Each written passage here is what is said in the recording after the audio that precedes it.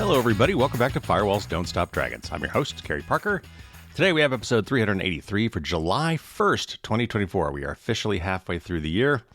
And as always, time just seems to be flying. I think, as they say, the days are long and the years are short. I've got a new show for you today, but before we get into the rundown, a couple quick things. First of all, I've been talking a lot about this book blitz, where I've kind of asked you if you were considering buying the book for yourself or someone else to hold off for a little bit, because I'm going to try to coordinate a bunch of you buying it all at the same time.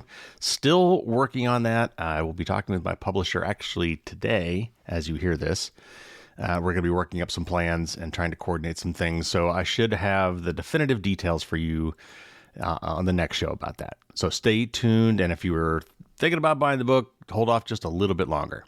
Also, a quick reminder, I don't say this often enough, but I do take questions from you guys, my Dear Carey questions. If you want some more information about that, go to FDSD, that's Firewalls Don't Stop Dragons, fdsd.me/Q&A. There's a link in the show notes, too, if you just want to find it there. And that will give you all the details. But basically, send me your questions. I will usually reply to them, fairly quickly. But then I'll save them up, and we'll probably do like a mailbag episode where I'll answer a bunch of them on the air as well.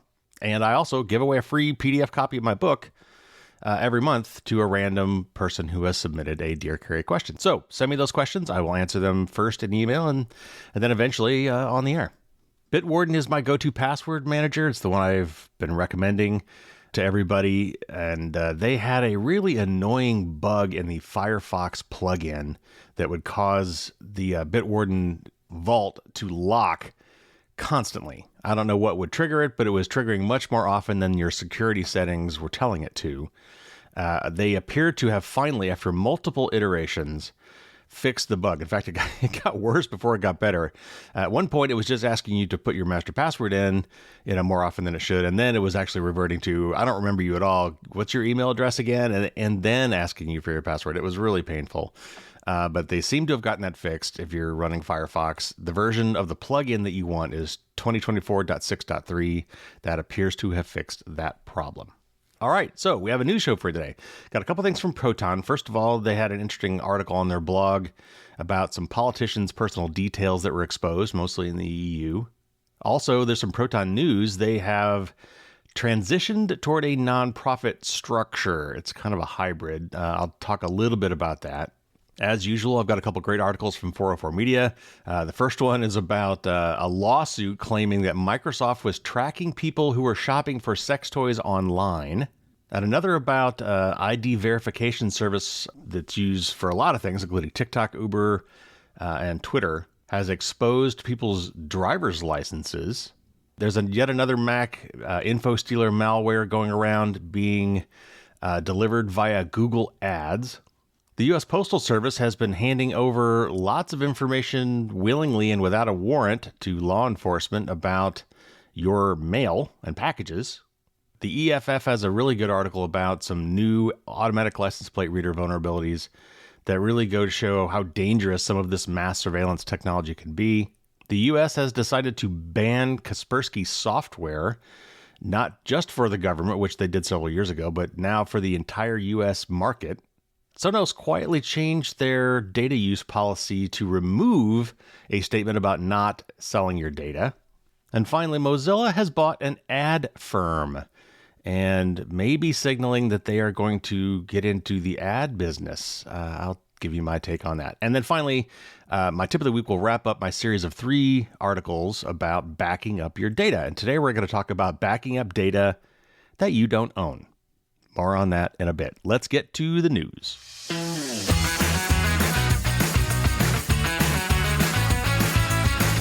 All right, first up, this is from the Proton blog, and it's about some politicians' personal details that were exposed online, and it's kind of an interesting study that they did.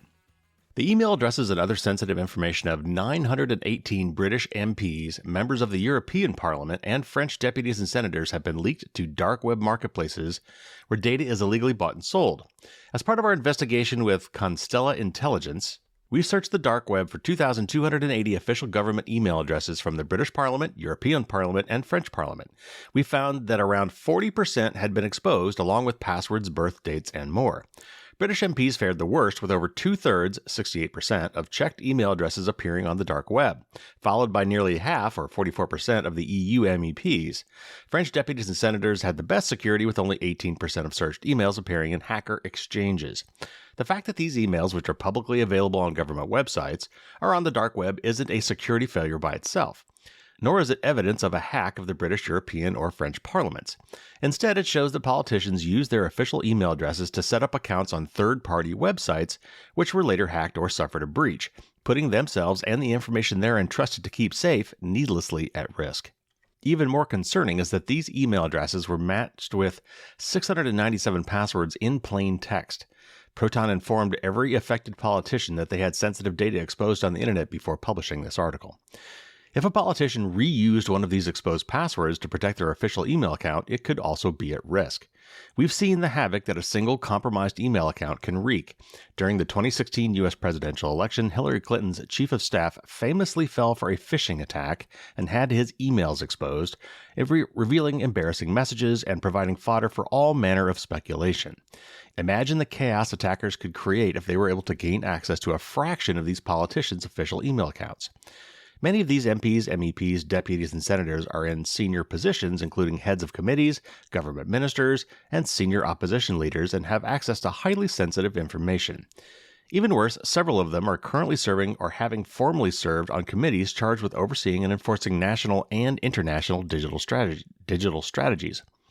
While we aren't publishing any identifiable data to avoid putting individuals at risk, we can reveal that our investigation showed elected politicians regularly use their official emails to sign up for services like LinkedIn, Adobe, Dropbox, Dailymotion, petition websites, news services, and even, in a small number of cases, dating websites. Below, we share the full results of our investigation, what this lax attitude towards cybersecurity could lead to, and what politicians and everyone else could do to improve their online security. The internet creates an almost impossible conundrum. It's almost impossible to go through your day-to-day life without being online, but maintaining your security online is just as difficult. And politicians are just humans like the rest of us. They make mistakes too. And sometimes, even if you do everything right, your information can still end up in hacker databases. Large companies clearly also deserve a large portion of the blame. As the endless onslaught of data breaches demonstrates, they must take better care of account information they collect.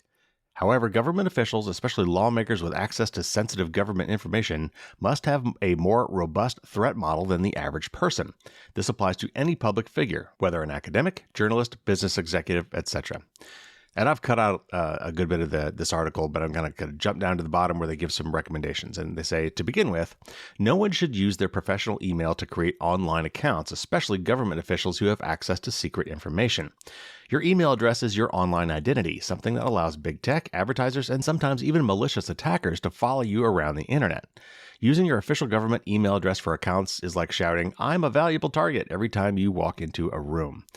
Here are some simple steps that everyone, but especially politicians and anyone else under public scrutiny, should adopt if they're serious about increasing their account security. 1. Use email aliases. Email aliases obscure who an account belongs to, at least if the alias is exposed in a breach. You can also easily delete an alias that has clearly been leaked or fallen into the wrong hands without affecting your real email address or other aliases. 2. Use a password manager. A password manager may not prevent services from leaking passwords in plain text, but it can ensure that each of your accounts is protected with a strong, random, unique password. A good password manager should also make sharing and managing passwords easy, making it less likely you'll expose a password by writing it down. And 3, use dark web monitoring services. You can do everything correctly and still have your information exposed online by a careless company's data breach. If you have dark web monitoring, you'll be informed the moment your information is detected, letting you change your email address or ideally your email alias and password before attackers can use it. So what should be kind of obvious at this point is that Proton offers all of these services. As for not writing your passwords down, certainly if you're a high-risk candidate, you might not want to do that. But in general, I don't think that's a bad thing, especially if you don't leave them like on a sticky note next to your computer and you don't necessarily label what they are. Like you might want to write down your master password for your password vault and put it somewhere safe. And dark web monitoring services, those are interesting. You can, for the most part, just go to haveibeenpwned.com, and that's a pretty good indication of whether or not one of your email addresses or even phone numbers, they do phone numbers now, has been involved in a breach.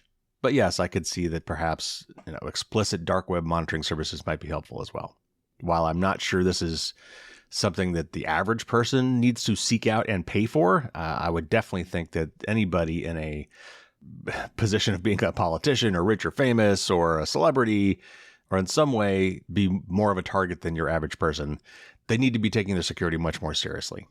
And certainly I would think that if I was a politician, I would not be using my official government address to sign up for dating websites. Certainly you can get yourself another free email account to do that.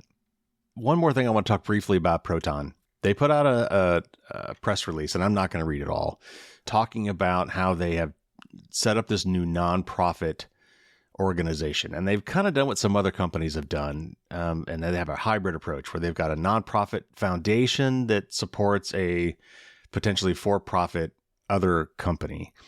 And they do that for a variety of reasons. But Proton has gone to great lengths to say that they have structured their hybrid arrangement to focus on the nonprofit part and to protect themselves from hostile takeovers or from anything that might try to influence how they do business as anything other than trying to, keep people's data private.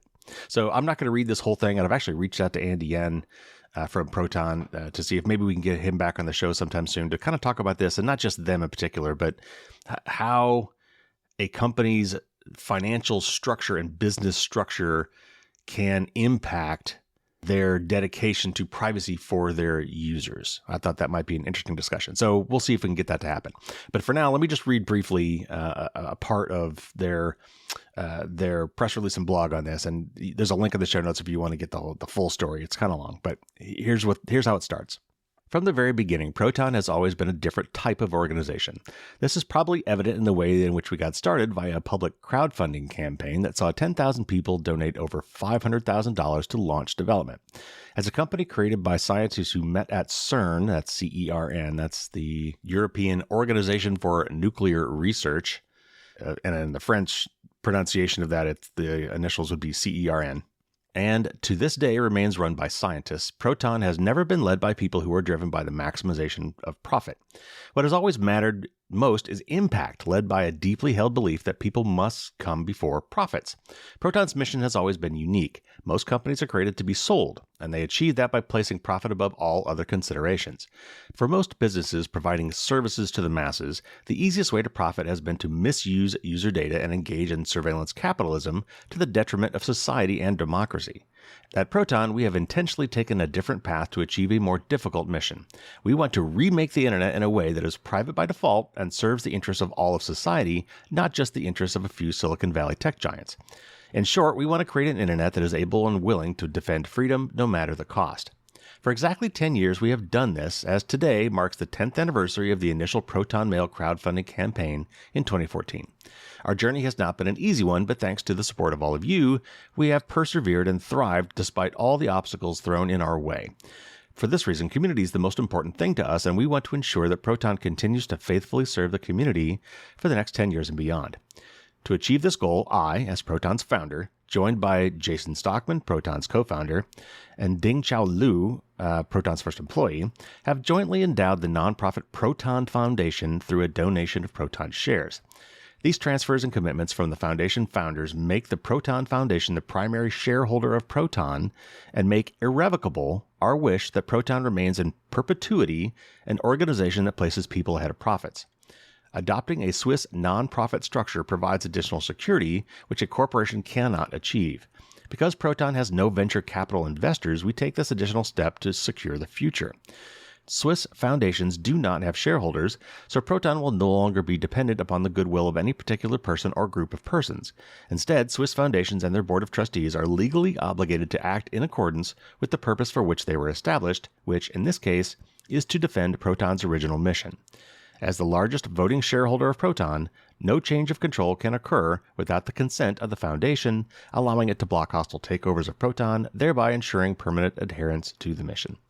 Okay, so again, it goes on. I think it's interesting, and it's kind of complicated and legally weird stuff. So anyway, I would like to bring Andy on and kind of discuss not just what they're doing, but kind of compare and contrast that with what other companies have done, and and why they went this way and why they think this is the best method. And I'd be curious to know how all this kind of stuff works and how we might use that knowledge to evaluate some other companies and foundations. So anyway, fingers crossed, we'll see if we can get that to happen. Okay, next up, this is one of the first 2 articles from 404 Media, and it's about a lawsuit against Microsoft and people buying sex toys. A woman is suing Microsoft and 2 major U.S. sex toy retailers with claims that their websites are tracking users without their consent, despite promising that they wouldn't do that. In a complaint filed on June 25th in the Northern District of California, San Francisco resident Stella Totola claims that Babeland and Good Vibrations, both owned by Barnaby Limited LLC, allowed Microsoft to see what visitors to their website searched for and bought. And this is a quote from that complaint. Quote, "Unbeknownst to plaintiff and other Barnaby website users, and constituting the ultimate violation of privacy, Barnaby allows an undisclosed third party, Microsoft, to intercept, read, and utilize for commercial gain consumers' private information about their sexual practices and preferences gleaned from their activity on Barnaby's websites. This information includes, but is not limited to, product searches and purchase initiations, as well as the consumer's unique Microsoft identifier," unquote. The complaint claims that Good Vibrations and Babeland sites have installed trackers using Microsoft's Clarity software, which does quote-unquote recording in real time and tracks users' mouse movements, clicks or taps, scrolls, and site navigation. Microsoft says that on the Clarity site that it, quote, processes a massive amount of anonymous data around user behavior to gain insights and improve machine learning models that power many of our products and services, unquote. Going back to the complaint, it says, quote, "By allowing undisclosed third-party Microsoft to eavesdrop and intercept users' PPSI," which, by the way, the article does not define, and I searched around and could not find. I don't know if that's a typo. I've heard of PII, personally identifiable information, and PPI, personal protected information. Never heard of PPSI. Anyway, I think it's something along those lines. So anyway, I'll continue. By allowing them to intercept users' PPSI in such a manner, including their sexual orientation, preferences, and desires, among other highly sensitive protective information, Barnaby violates its privacy policies, which state it will never share such information with third parties, unquote. The complaint includes screenshots of code from the sexual health sites that claim to show them using machine unique identifier, or MUID cookies, that, quote, identifies unique web browsers visiting Microsoft sites, unquote, according to Microsoft, and are used for advertising, site analytics, and other operational purposes. The complaint claims that this violates the California Invasion of Privacy Act, the Federal Wiretap Act, and Californians' reasonable expectation of privacy. In February, a woman brought a class action lawsuit against Adam and Eve, another massive sex toy retailer, claiming that its site gave Google information about her searches for dildos and strap-on harnesses. Microsoft, Babeland, and Good Vibrations did not immediately respond to request for comment. So, okay, I'm guessing what is going on here is that these are analytics platforms. These are analytics services. This is how do people interact with your website? How long do they stay on a page? How long does it take them to click on a link? Which links do they click on?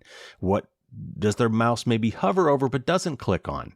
All these things they can measure and record and report.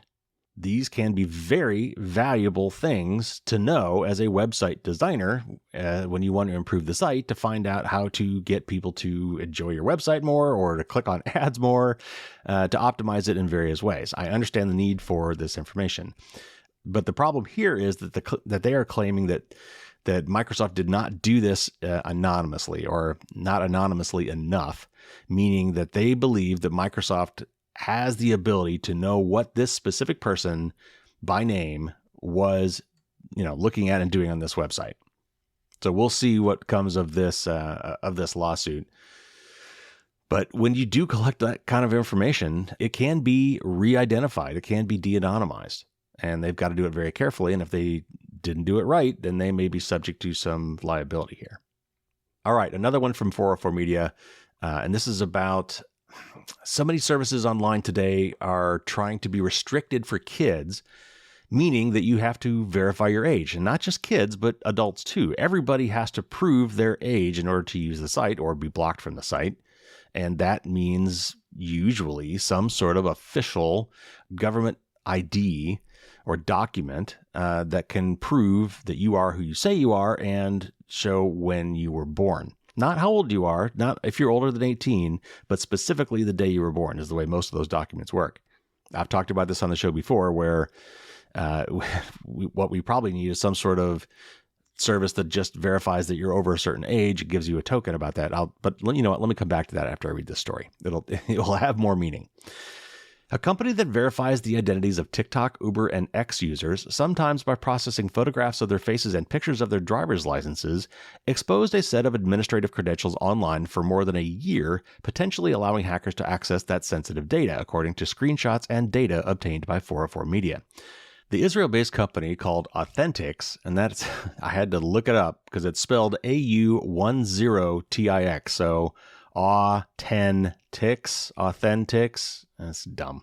Anyway, called Authentics, offers what it describes on its website as full-service identity verification solutions. This includes verifying people's identity documents, conducting liveness detection in a real-time video stream with the user, and performing age verification, where a service will predict how old someone is based on their uploaded photo. Authentics also includes the logos of other companies on its site, such as Fiverr, PayPal, Coinbase, LinkedIn, and Upwork, some of which confirm to 404 Media that they are active or former Authentics clients.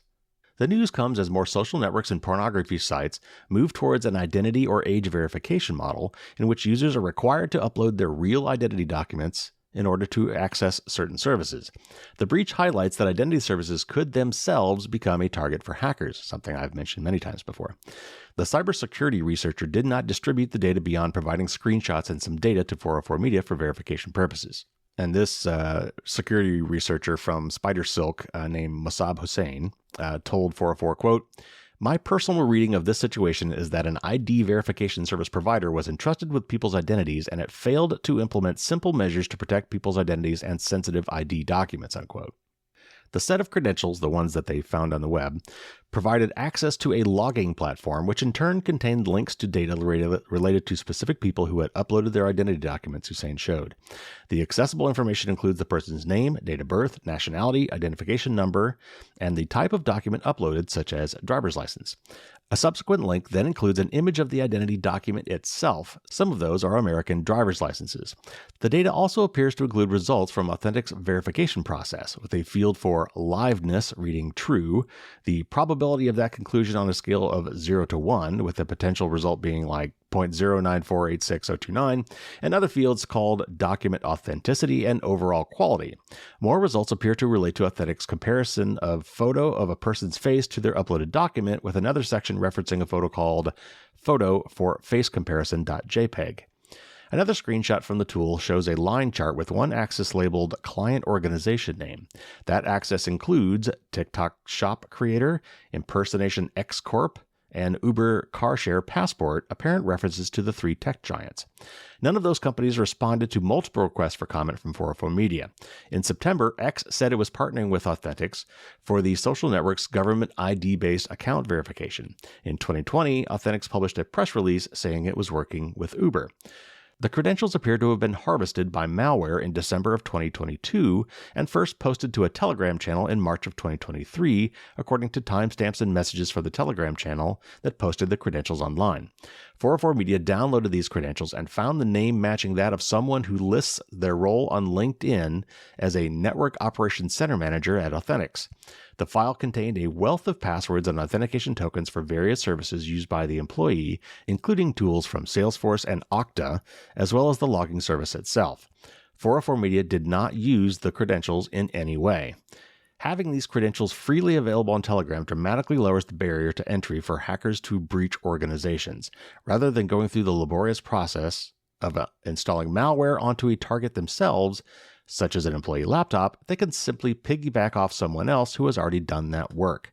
These secondary hackers take the credentials, log in, and if successful, steal data or attempt to extort the victim. 404 Media first contacted Authentics for comment on June 13th. Around a week later, Authentics said, quote, "The incident you cited happened over 18 months ago, and thorough investigation determined that employee credentials were illegally accessed then and were promptly rescinded," unquote. In fact, the credentials to the logging platform still worked as of this month, Hussein said. When 404 Media relayed this information back to Authentics, the company then said it was decommissioning the relevant system more than a year after the credentials were first posted on Telegram. In an updated statement, Authentics said that, quote, while PII data, that's personally identifiable information, data was potentially accessible, based on our current findings, we see no evidence that such data has been exploited. Our customer security is of the utmost importance, and they have been notified. Unquote. The company added that it will continue the decommissioning process of the relevant operational system, replacing it with a new system, and further harden the company's security. So obviously the top line thing here is, guard your credentials and be aware when they might get posted on the dark web, and, maybe change them regularly. This is a situation where I don't really recommend that, individual people rotate their passwords all the time. But this is one reason why companies require people to rotate passwords on critical systems, so that in case they are leaked like this, that the window of opportunity for using them is shortened. But the real thing I want to get to with this is the fact that we are trying to age limit so many things on the web means that we have to validate people's ages. The way we validate people's ages currently is to have them produce some sort of official government-issued ID, usually, because it needs to have a picture on it so that it can compare it to you. Often what happens is you upload, a picture of your passport, and then you take a picture of your face. Sometimes they actually require you to do a live image of your face, or where you hold up your passport or hold up your ID, and they try to match your face to the one that's on the document. But of course, that document contains a lot more personal information about you, besides whether or not you're over 18 or over 21. It has your actual birth date and your ID number itself. The driver's license ID or the passport ID can be very harmful in the wrong hands. All the data that's on there could be used to commit identity theft against you. So another thing these companies at least could be doing is, once they have verified your age, they could just store the fact that as of this date, this person was more than 18 years old, because that's all you need. You don't even need to store their birth date. You certainly don't need to store their ID document. We need to do better about this stuff. I obviously have issues with the whole age verification thing in general because of what it requires people to do, including adults. I think it's a free speech issue because it requires everybody to do this, not just kids. And there are serious security problems with doing it. So if we're going to do it, we need to find a much more private and secure way of doing it, and not store any of that data for any longer than is absolutely necessary. All right, next up, this is from Ars Technica, and it's about a new info stealer malware. Mac malware that steals passwords, cryptocurrency wallets, and other sensitive data has been spotted circulating through Google Ads, making it at least the second time in as many months the widely used ad platform has been abused to infect web surfers. The latest ads found by security firm Malwarebytes on Monday promote Mac versions of Arc, A-R-C, an unconventional browser that became generally available for macOS platform last July. The listing promises users a calmer, more personal experience that includes less clutter and distractions, a marketing message that mimics the one communicated by the browser company, the startup maker of Arc. According to Malwarebytes, clicking on the ads redirected web surfers to arc-download.com, a completely fake Arc browser webpage that looks nearly identical to the real one.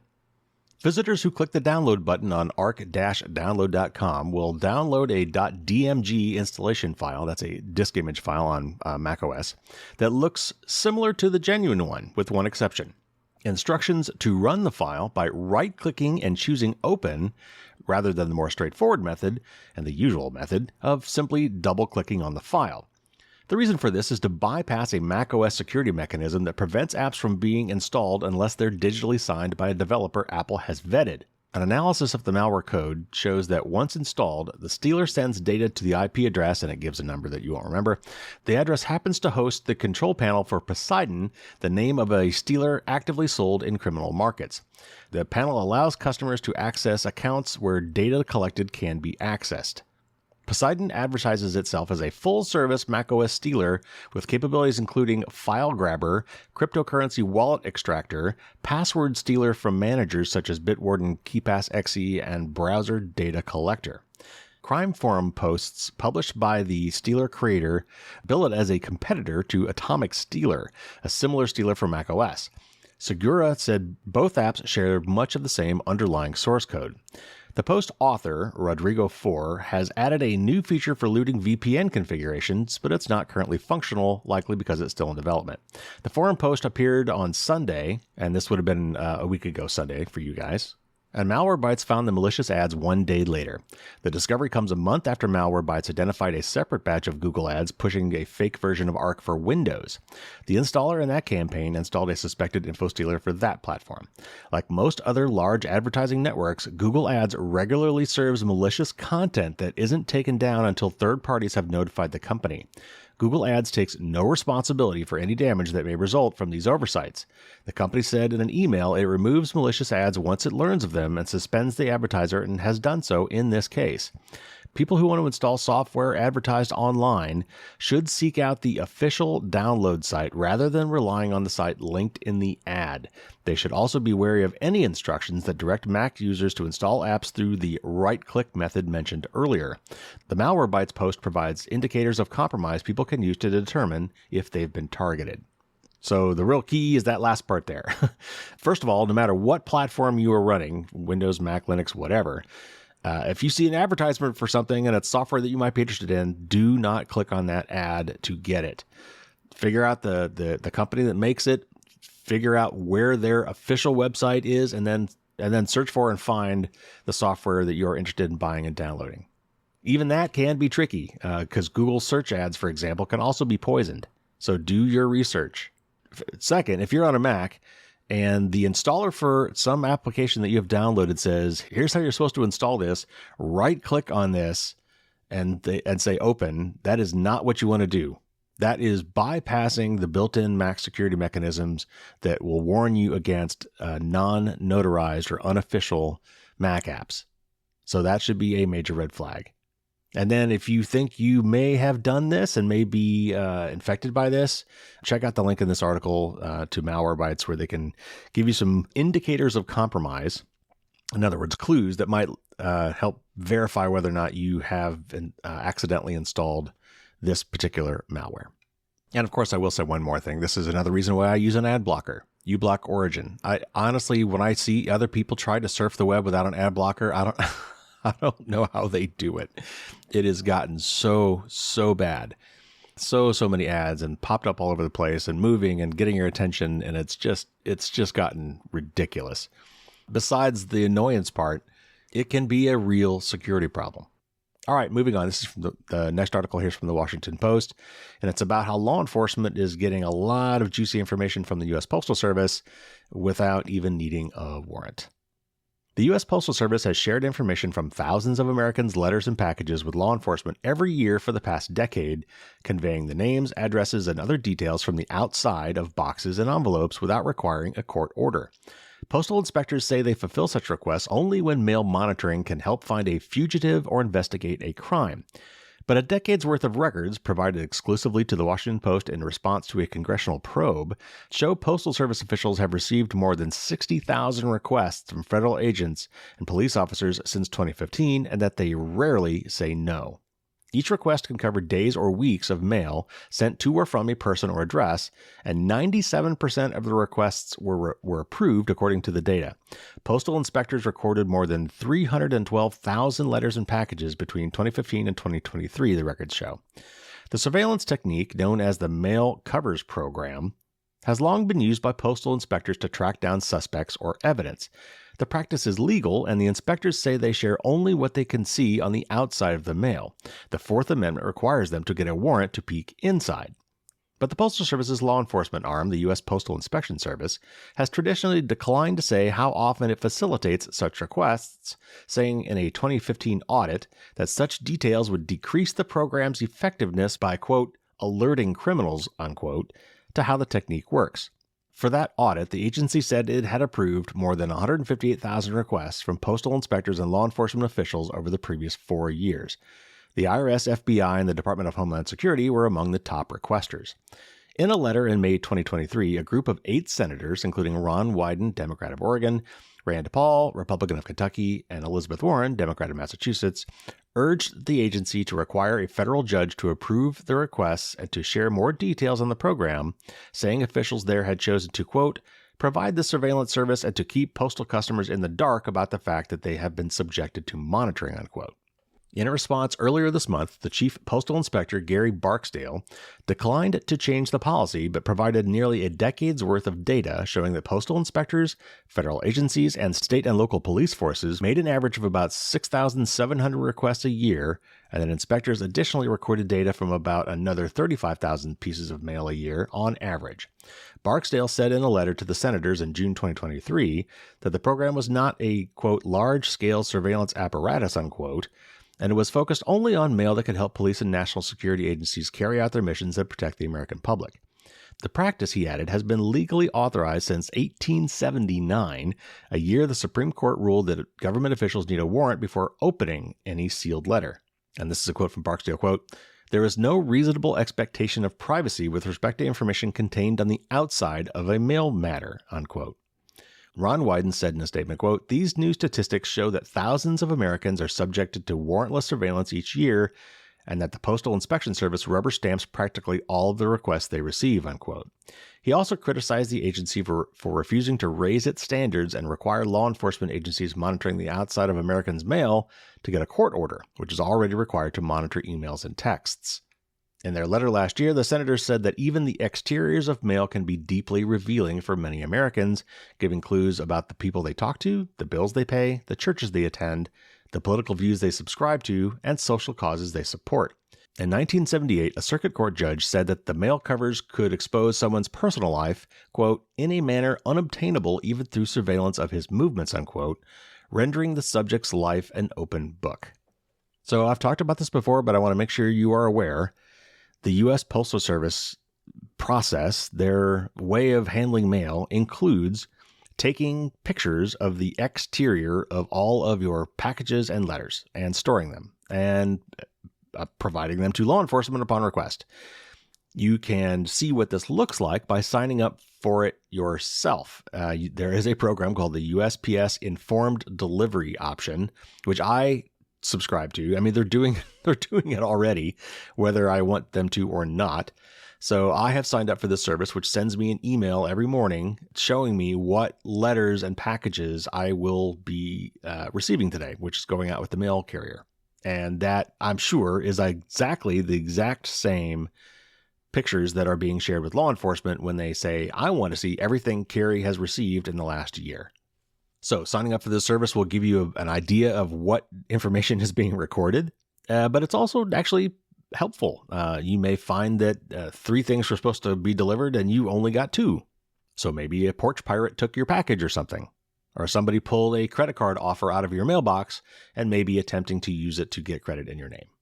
All right, next up, this is a rather interesting article from the Electronic Frontier Foundation about automatic license plate reader vulnerabilities and the mass surveillance threat that they pose. Government officials across the U.S. frequently promote the supposed and often anecdotal public safety benefits of automated license plate readers, or ALPRs. But rarely do they examine how this very same technology poses risks to public safety that may outweigh the crimes they are attempting to address in the first place.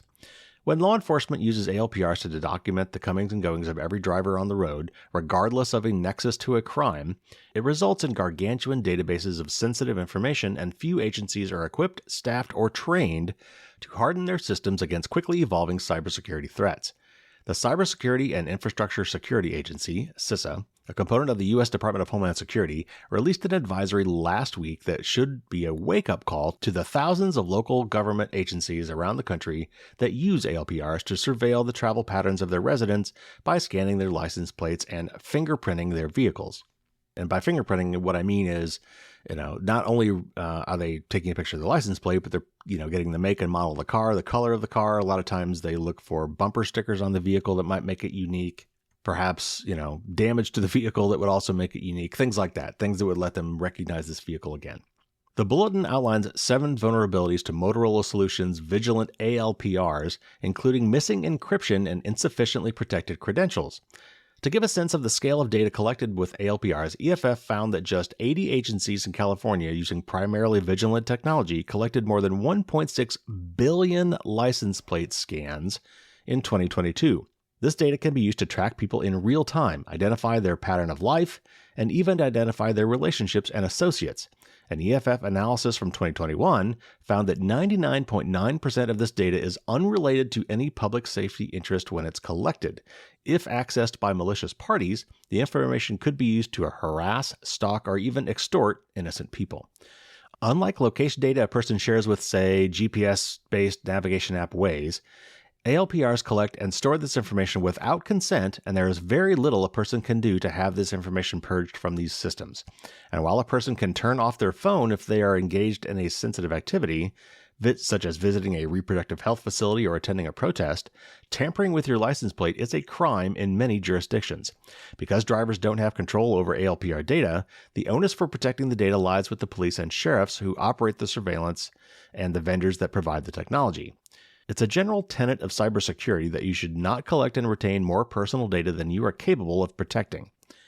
Perhaps ironically, a Motorola Solutions cybersecurity specialist wrote an article in Police Chief magazine this month that says public safety agencies are, quote, often challenged when it comes to recruiting and retaining experienced cybersecurity personnel, even though the potential for harm from external factors is substantial, unquote. That particularly explains why more than 125 law enforcement agencies reported a data breach or cyber attacks between 2012 and 2020, according to research by former EFF intern Madison Villalpando. The Motorola Solutions article claims that ransomware attacks targeting U.S. public safety organizations increased by 142% in 2023. Yet the temptation to collect it all continues to overshadow the responsibility to protect it all. What makes the latest CISA disclosure even more outrageous is it is at least the third time in the last decade that major cybersecurity vulnerabilities have been found in ALPRs. In 2015, building off the previous work of University of Arizona researchers, EFF published an investigation that found that more than 100 ALPR cameras in Louisiana, California, and Florida were connected unsecured to the internet, many with publicly accessible websites that anyone could use to manipulate the controls of the camera or siphon off data.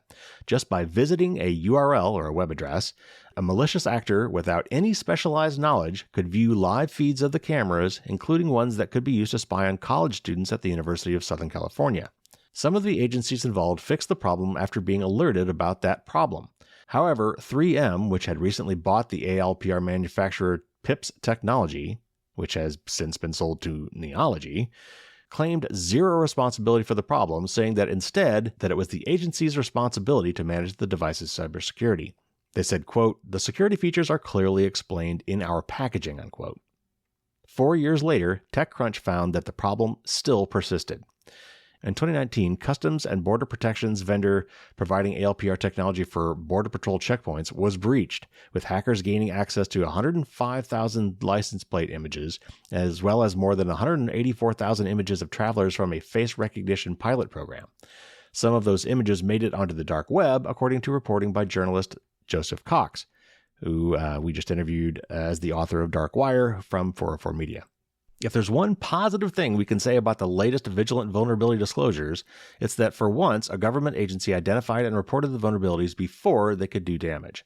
The initial discovery was made by the Michigan State Police Michigan Cyber Command Center, which passed the information on to CISA, which then worked with Motorola Solutions to address the problems.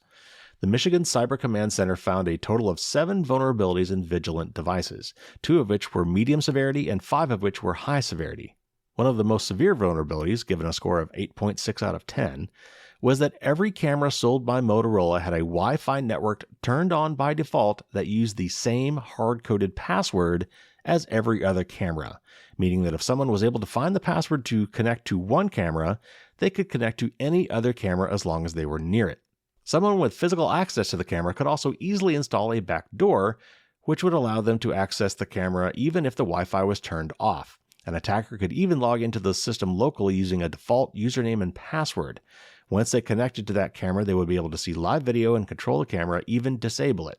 Or they could view historic recordings of license plate data stored without any kind of encryption.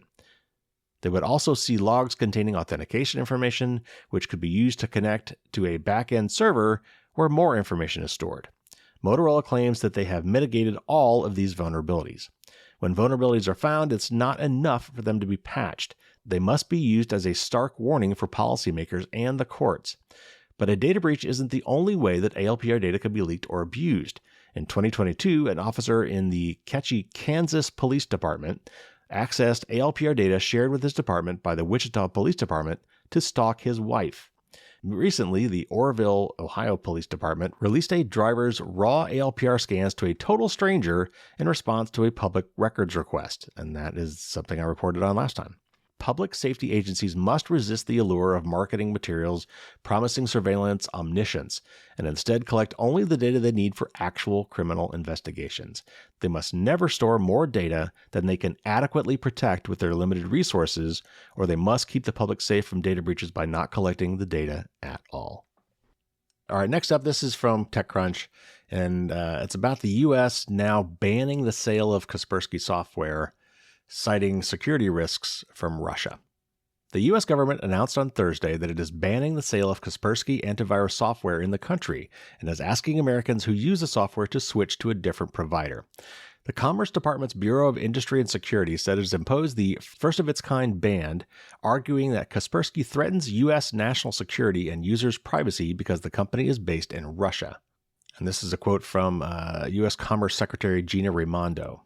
Quote, Russia has shown it has the capacity, and even more than that, the intent, to exploit Russian companies like Kaspersky to collect and weaponize the personal information of Americans. And that's why we are compelled to take the action we are taking today, unquote. Kaspersky will be banned from selling its software to American consumers and businesses starting on July 20th, but the company will be able to provide software and security updates to existing companies until September 29th. After that, Kaspersky will no longer be permitted to push software updates to U.S. customers, according to Raimondo. And then another quote from Raimondo, quote, that means your software and services will degrade. That's why I strongly recommend that you immediately find an alternative to Kaspersky, unquote. Raimondo says that the U.S. consumers who already use Kaspersky's antivirus are not violating the law. In a statement shared with TechCrunch, Kaspersky spokesperson Sawyer Van Horn said the company plans to challenge the U.S. government's decision.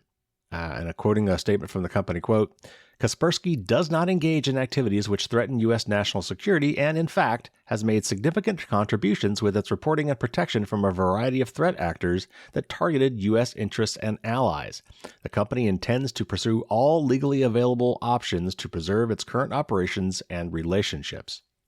And then another quote here from Raimondo, quote, U.S. individuals and businesses that continue to use or have existing Kaspersky products and services are not in violation of the law. You have done nothing wrong and you are not subject to any criminal or civil penalties.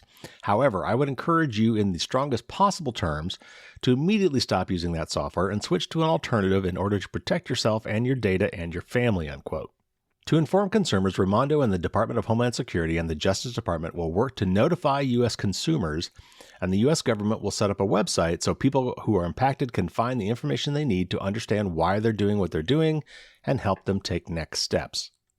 A senior U.S. Commerce Department official said during the press call that federal cybersecurity agency CISA will do outreach to critical infrastructure organizations that use Kaspersky software in their operations to help them find alternatives. The official also said they don't plan on naming any specific action by Kaspersky that led to today's decision. The ban announced Thursday is the latest escalation in a long series of U.S. government actions against the Moscow-headquartered Kaspersky. In September 2017, the Trump administration banned U.S. federal agencies from using Kaspersky software over fears that the company could be compelled to help Russian intelligence agencies. Earlier in the year, it was reported that Russian government hackers had stolen U.S. classified documents stored on an intelligence contractor's home computer because it was running Kaspersky antivirus software, marking the first known incident of espionage relating from the use of the company's software. And I'm going to come back to that in a second. According to Kaspersky, the company has more than 400 million individual customers and over 240,000 corporate customers worldwide. The senior official declined to say how many U.S. customers Kaspersky has, but said there is a significant number, including critical infrastructure organizations and state and local government entities. Okay, so this is kind of like the TikTok ban. In that, certainly the Chinese government on some levels is adversarial with the U.S. government. Certainly the Russian government is adversarial currently to the U.S. government and many other governments around the world, not the least of which is Ukraine. Kaspersky has done in the past some amazing work and has saved a lot of people's data and protected a lot of systems.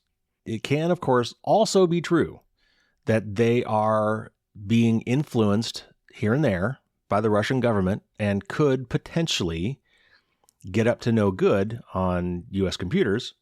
And the fact that they are a Russian company gives the Russian government even more access and influence over the company and may be able to force them to do something like that. It's quite possible that all the employees at Kaspersky are doing a really good job, have no intent whatsoever to surveil or subvert U.S. citizens or devices. We would never be able to know. And I understand the reticence that the U.S. government has. I think it was perfectly within their right and probably a very good idea to require that government agencies remove any and all Kaspersky-related software from their systems. I get that. But for example, let's talk about this thing in the article that said about the first espionage attempt recorded about Kaspersky in U.S. systems. I do not believe it was espionage. From what I have read, here is what actually happened. An NSA employee was working on malware, on surveillance tools, computer viruses to be used against adversaries. He took his work home, which was a major mistake.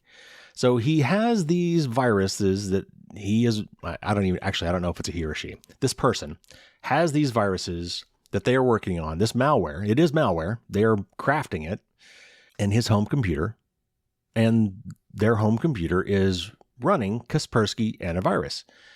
The antivirus software correctly identified this software as malware, and as almost all antivirus systems do, it quarantined that malware, saying, hey, this is dangerous. We are not going to allow this to run. We're going to quarantine this stuff. You got a problem here.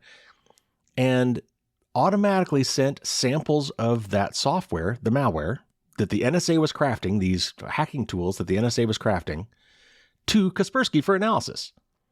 I don't consider that espionage. That is how antivirus software is supposed to work. This employee should not have taken that stuff home and put it on his home computer. Okay, so my point here being that there are nuances and gray areas to this story and stories like this, and we've got to be careful. I don't think we would probably ever be able to know, and it's impossible to say what our intelligence agencies and security agencies may or may not know or have direct evidence of with regard to Kaspersky, and they may never tell us. So therefore, it is absolutely impossible to judge where they are coming from on this. But just the fact that it is a Russia-based company, I don't think is sufficient for this type of ban. It will be interesting to see what happens when this goes to court. Just like it's going to be very interesting to see what happens with the TikTok ban when it goes to court.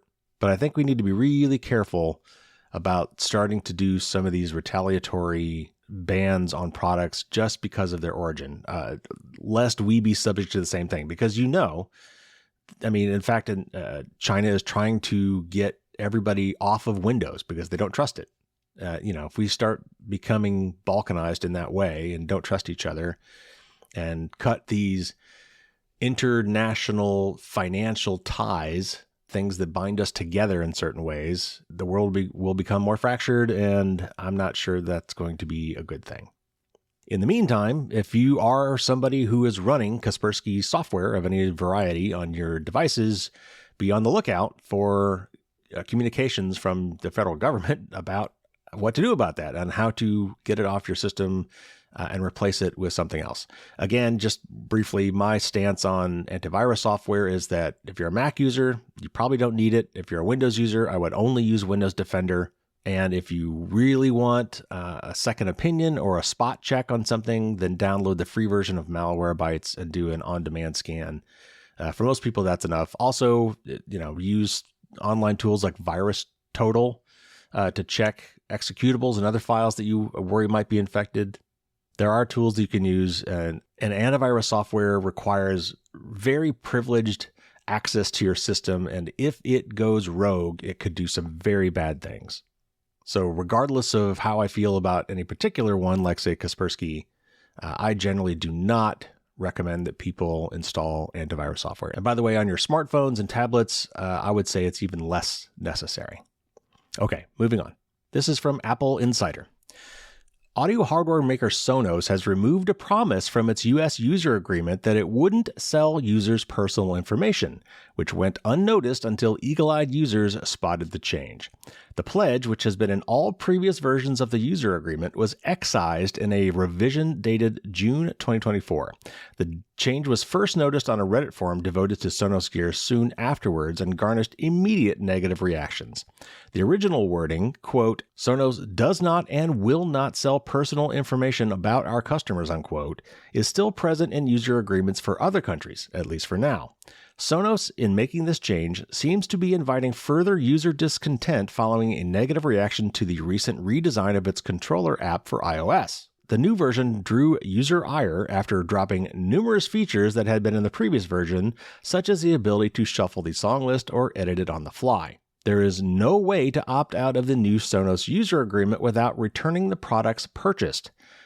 So, who knows why they did this? It doesn't necessarily mean they're going to start selling your user data, but it does give them the ability to do it. And you automatically agreed to this probably by taking a software update, which might even happen automatically on your devices. And who knows, if you were even notified. This is just so shady, and I'm just so sick of this. And the only way we're going to fix this is with privacy regulation. All right, one more story, and then it's time for my tip of the week. And this is a strange development, potentially concerning, but it doesn't have to be. So let me read it, and then I'll give you my take. Mozilla, the maker of Firefox, this week said it has acquired ad metrics firm Anonym, Anonym, touting the deal as a way to help the online advertising industry support user privacy while delivering effective adverts. And by the way, this is from the Register, which is from the UK, and their style is a little bit weird, so be prepared for that. Essentially, Moz has bought an outfit founded in 2022 by former Meta executives, that's Facebook, that among other things helps advertisers and ad networks measure how well online adverts are performing and that they are being seen by the right audiences in a way that ideally preserves people's privacy. Mozilla Corporation CEO Laura Chambers announced the tie-up, citing the industry's shift toward more privacy-preserving ads as a rationale. And this is a quote from Chambers, quote, "With growing consumer concerns and increasing scrutiny from regulators, it's evident that current data practices are excessive and unsustainable. We are at the forefront of a pivotal shift in how privacy and advertising coexist, reshaping the digital landscape for advertisers, platforms, and consumers," unquote.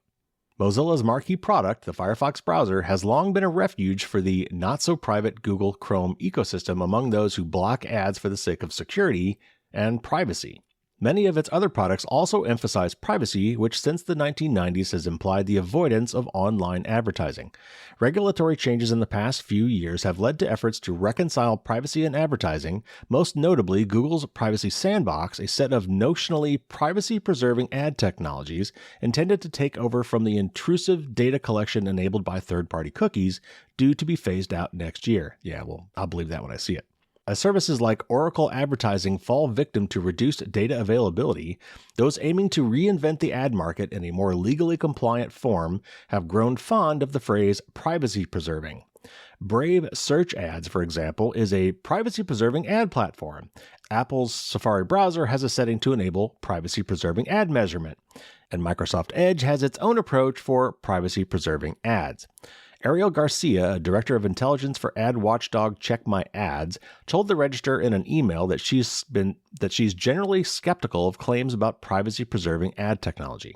And this is a quote from Garcia, quote, "For example, how do Anonym's audience capabilities, like their lookalike modeling, jibe with what Mozilla considers to be exploitative models of data extraction?" And that's a link to a Mozilla blog article. "The data that is securely shared by platforms and advertisers to enable ad targeting and measurement have to come from somewhere, and there's more to privacy than not leaking user IDs," unquote. Whatever the case, Mozilla's embrace of Anonym's unique privacy-preserving technology should turn a few heads.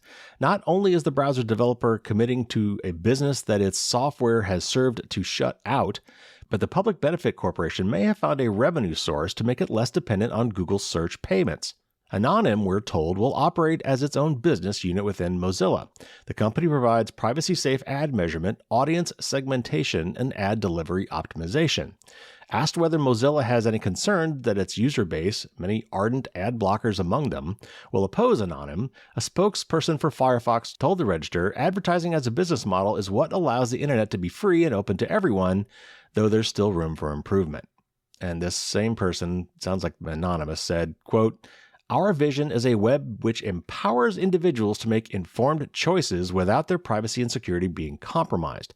While there is no denying behavioral advertising is the underlying business model of the web today, it does not mean that it cannot be reformed to minimize its societal harms. With this acquisition, we made a huge step forward in moving towards that vision," unquote. Jeez, this is a lot of marketing crap. Okay. And then Garcia, that mobile ads company person, said, quote, "It will be interesting to see how Anonym's current and future ad offerings interact or don't with Firefox and the typically more privacy-conscious, advertising-avoidant users that tend to gravitate toward it. While the announcement doesn't mention Firefox, the company has alluded to potential partnership in the future," unquote. Mozilla's representative had nothing to say about the approaches taken by other advertisers like Apple and Google, though they did elaborate on how Anonym works. And this is a quote from the Mozilla rep, quote, "Anonym allows advertisers to join their first-party data to publisher data for the purpose of measurement, targeting, and optimization, but the nature of their technology is that calculations occur in private and secure environment where humans do not access the individual data, the outputs are private and anonymous, and all individual data and PII is destroyed after the calculations are complete. Anonym does not see or retain individual data or build profiles," unquote. Asked to whether the Anonym deal represents a new strategic direction from Mozilla, the representative replied, quote, "Anonym's approach helps to democratize privacy-centric advertising by offering an approach that levels the playing field and prevents a winner-take-all internet. In that way, it provides a compelling competitive vision to those proposed by the dominant ad platforms today, where data is consolidated behind their already high garden walls, and advertisers and consumers are asked to trust them that they are protecting privacy," unquote. Like, we're not being asked to trust you?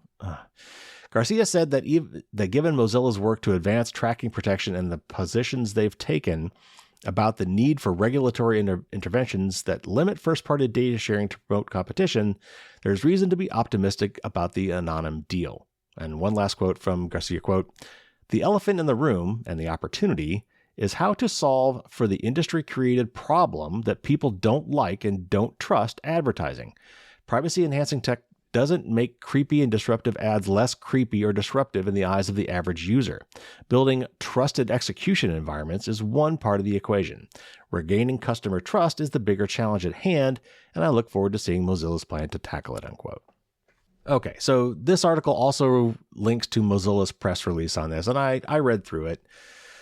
And they discuss at a very high level some of the privacy tech involved. One of the technologies involved is differential privacy, where they add noise to data to, kind of make the aggregate data still have value, but individual records of that data be supposedly impossible to re-identify.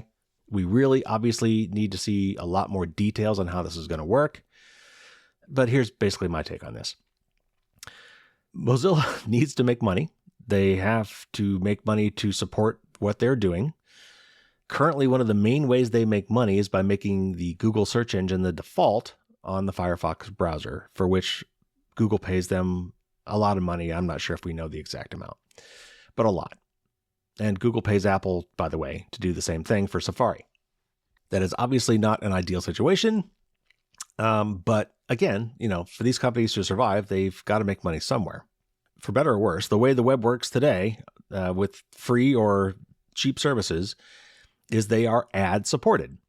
And the way the ad industry has evolved, thanks to companies like Google and Meta, is what these companies now want, because Google and Facebook have provided a lot of very detailed information about the people who are viewing their ads as they surf around the web, and the building of extremely detailed, very personal, sensitive behavioral profiles on all of us, so that these companies can go back to their advertisers and say, well, if you want to reach 34-year-olds who make this much money, live in this area, and have these proclivities, we can do that for you. And that allows them to charge more for those ads and make more money.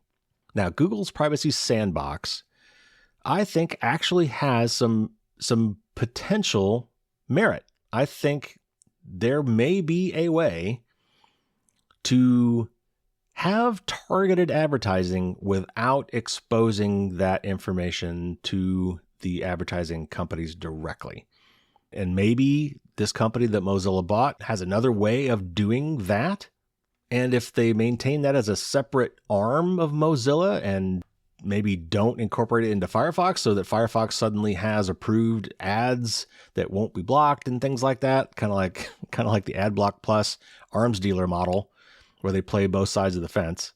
I'm going to have a problem with that. I will tell you that right now.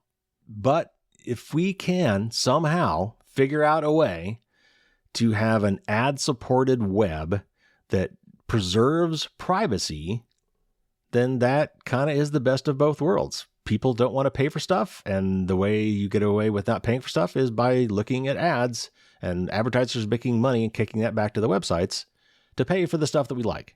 And so I have some contacts at Mozilla. I will see if I can't maybe get somebody to come on here and explain this to us, because I really would like to understand how this privacy-preserving ad technology might work.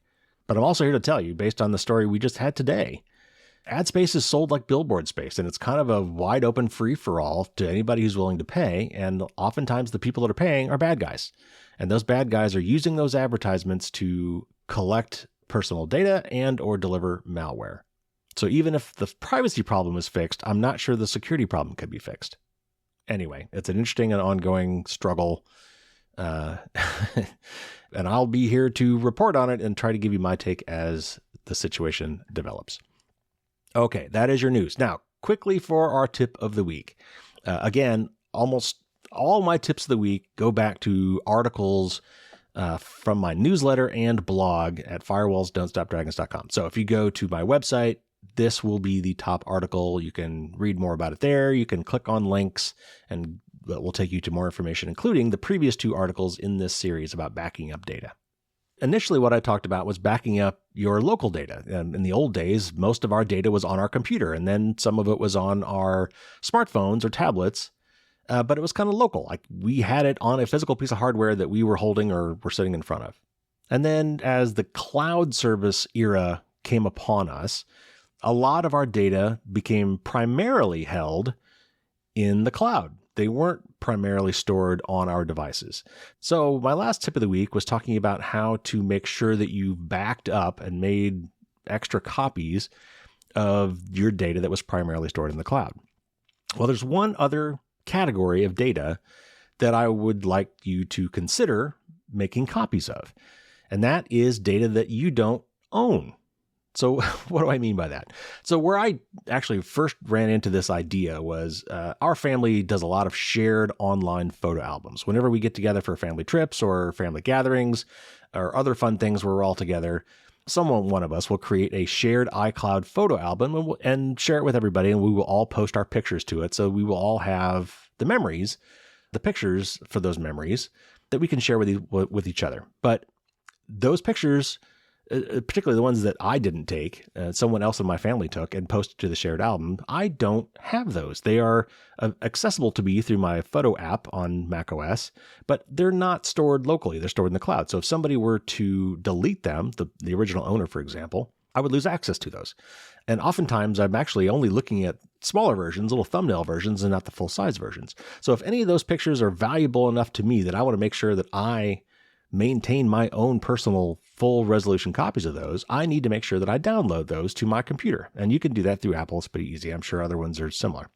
But that's where I first kind of ran into this situation. Another case where you might see this is like shared online drives. Somebody is collaborating on a document with you, or perhaps shared a read-only version of a document with you, a spreadsheet, a presentation, a PDF, something like that. So you have a link, you click that link and you can go to it and view it whenever you want. But if whatever that document is something that you would like to make sure you maintain access to, you might want to make sure you make a local copy. Someone else could change the document. It's an online collaboration thing, for example. Someone could change it and now you've lost information that you wanted, or lost a version of that information that you wanted, or they could all of a sudden remove access for you. Now, obviously, you should only be doing all of these things with the permission of the person who shared it with you in the first place. But assuming that they shared it with you once, you can, I guess, infer from that they probably wouldn't mind if you made a personal copy, but it's always good to ask. Similarly, I think a lot of people rely on people's social media profiles for pictures. You can go to someone and see pictures of their family, their kids or whatever, or family gatherings where they posted them to social media, and you go to look at those on their Facebook account or whatever. But, those could go away. Either the services themselves could go away or the pictures could go away. So anyway, if there's any of that kind of data out there that you want to make sure you personally have a copy of for all time, then you need to make a point of making a local copy, downloading a local copy of that data. Something else that is a problem today that honestly there's not a great solution for, and that is a lot of our copyrighted data. In the old days, when you bought a movie or a TV show or a book or music, you physically had something in your possession. You had a CD or a DVD or a Blu-ray or a hard copy book. And while some of those things were locked down against copying by what we call DRM or digital rights management, at least you still had a physical copy in your possession and no one could kind of take that away from you. But now we're kind of renting or licensing a lot of our digital content. When you buy a movie through Apple TV Plus or through Amazon Video, when you go online and you quote unquote buy a personal copy of that, you're not really buying it. You're paying for access to it. You're buying a license to play it. If that company goes out of business, if they change their licensing, if they decide to stop supporting the streaming box that you have, you no longer have access to that. And unfortunately, there's not a whole lot you can do about those particular cases. And some you can. Sometimes ebooks will allow you to download an unrestricted copy in PDF form or maybe an EPUB format. That's sometimes possible. Of course, there are tools you can access if you know where to look on the web that can try to strip the DRM from some of these digital copies so you can make an unrestricted personal copy. Be very careful doing things like that and using tools like that. Very often when you're trying to find tools that circumvent copy protection, they are on shady sites and often contain malware. So be very careful. But that is another case where if you can find a way to do it, and every one of these services has different licensing agreements. There are some that might let you make a personal copy of these files, media content files. If you can do that, you might want to consider do that. Books are probably the easiest. And one piece of software I can recommend you check out, and I won't say much more about it, but if you look up Calibre, Calibre, it can be very handy for managing your ebooks. And, I'll leave it at that. Now, one last thing that you might not be thinking about. What if there's a website that you always go to that has some really good information? For example, when I play Pathfinder, which is a fork of Dungeons and Dragons, there are many websites like the PFSRD that have important information for playing the game and deciding what kind of character I want to be, what magic stuff I want to buy, etc., etc. I reference it all the time. I bookmark it. I go there all the time. Wikipedia is another one. And there are other wikis besides Wikipedia that have a lot of great reference information that I often go to when I want to look something up. And there are other websites that have a long list of resources that are nicely organized with links to other things that I would really miss if they were to go away or somehow change in a bad way. So what you may not realize is that you can save web pages. And there are a couple ways you could do that. First of all, within a web browser, if you right click on a web page, or if you go to the file menu in most cases, you could do a save as, and one of the options there is like a web archive usually. And that's usually a series of files in a bunch of directories. That's okay. I mean, that's one way to do it.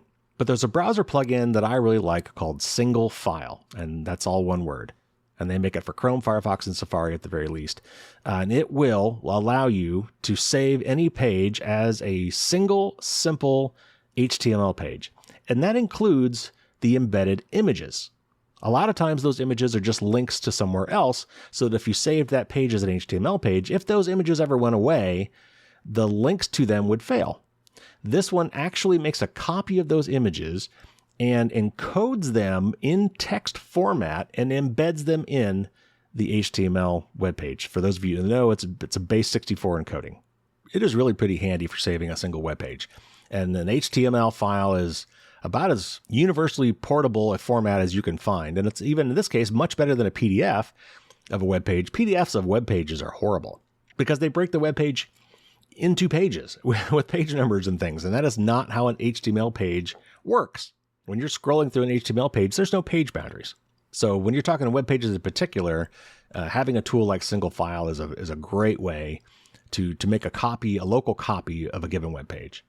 You can also go to the wonderful Wayback Machine, which is at archive.org. And the Wayback Machine takes snapshots of popular web pages so that you can see not only what they look like now, but what they used to look like. You can see older versions. I used this with the Dark Wire interview with Joseph Cox. I went back and found some of the web pages for the secure phone sites that had been taken down by law enforcement and are no longer there. I went to the Wayback Machine to find out what they looked like before that happened. And if a page is not in the Wayback Machine, you can actually take a snapshot or request that the Wayback Machine take a snapshot of that page by giving it the URL and saying save page now. And then hopefully it will go and make a copy of that page for its archive, and you can come back to that at any point. Also, Panquake, which is the social media service that will supposedly save us all from Facebook. I'm waiting for them to come out, but they have a QR code tool where you can turn a web address into a QR code. But as part of that process, it actually takes a snapshot of that page so that that link will always work, even if the site that you link to goes away. Now, of course, that's got some other weird problems too, because maybe you want to link to the live page and not a copy of the old page. But if you go to their QR code making site, pnqk.me, you can also use that service to basically take a snapshot of a web page and have some other web service host it for you. Now, of course, that service may go under, so again, you might want to make your own copy. But last thing before we go, did you know that you can actually download a copy of the entire Wikipedia? You can, and it is massive, as you might expect. So they actually offer multiple filters on that. You can get trimmed down versions. You can get just the most popular pages, which it calls top. You can get all the pages but without images. That's called NoPic, N-O-P-I-C. You can get just the initial summaries. That's what they call mini. Or you can get just certain subject areas, like maybe chemistry or history or something like that.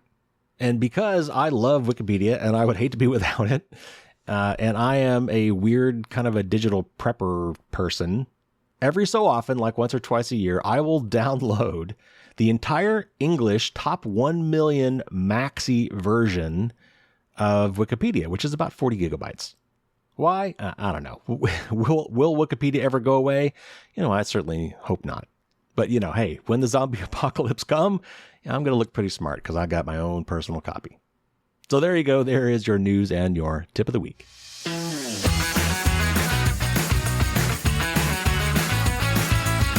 All right, everybody, we are already running along, so I'm not going to say a whole lot now. Just be prepared for the book Blitz, which I'm hoping will start next week. If nothing else, I should have the final plan for next week. Also, I'm working on a promotion, perhaps related, perhaps in parallel, to give away a free ticket to DEF CON 32 in Las Vegas, Nevada. And that starts on August 8th and runs through the 11th of this year.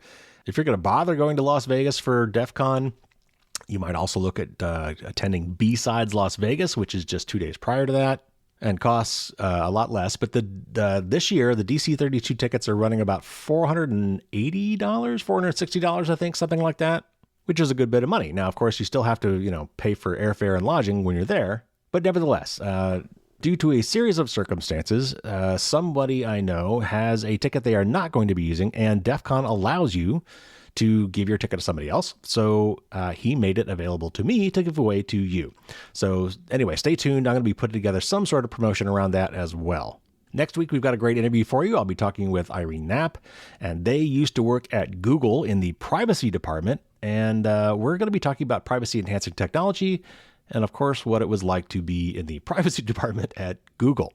So subscribe if you haven't. A lot of great content coming your way. I just had a great interview with Zoe McDonald about their dating app privacy report.